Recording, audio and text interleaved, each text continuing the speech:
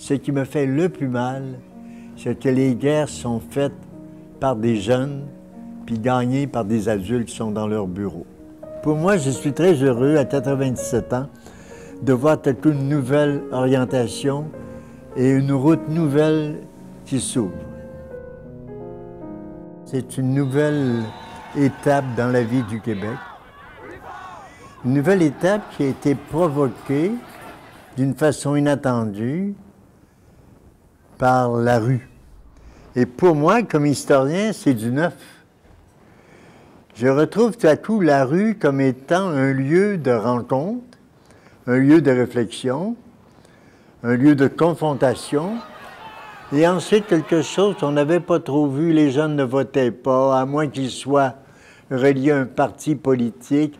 J'ai été jeune, on n'y pensait même pas, les élections c'était pour les politiciens. Il y a beaucoup d'idées qui ont circulé, beaucoup de projets, beaucoup de millions promis, là, tout ça. Et je me suis dit, le Québec n'est peut-être pas encore un pays au niveau juridique, mais il est encore capable de rêver. Et ça m'a fasciné.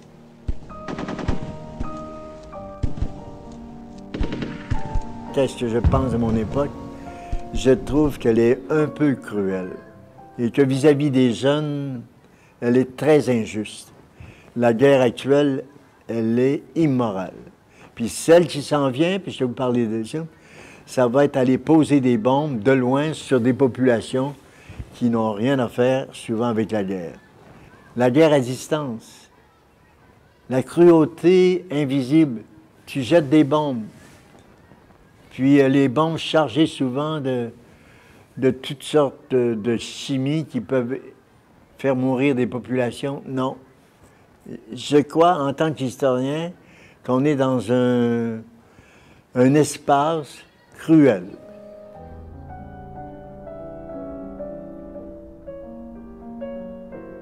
L'Église doit devoir, à sa manière, agir autrement. J'oserais presque dire recommencer. Elle doit cesser, pour pouvoir être entendue, d'être obsédée par la question sexuelle, par exemple. S'attacher à la personnalité du Christ et puis tâcher d'agir comme il agirait lui. Plus on s'attache à la personnalité du Christ, plus on découvre l'originalité du christianisme et moins on a envie de faire des sanctions, des lois, puis instaurer toutes sortes d'obligations.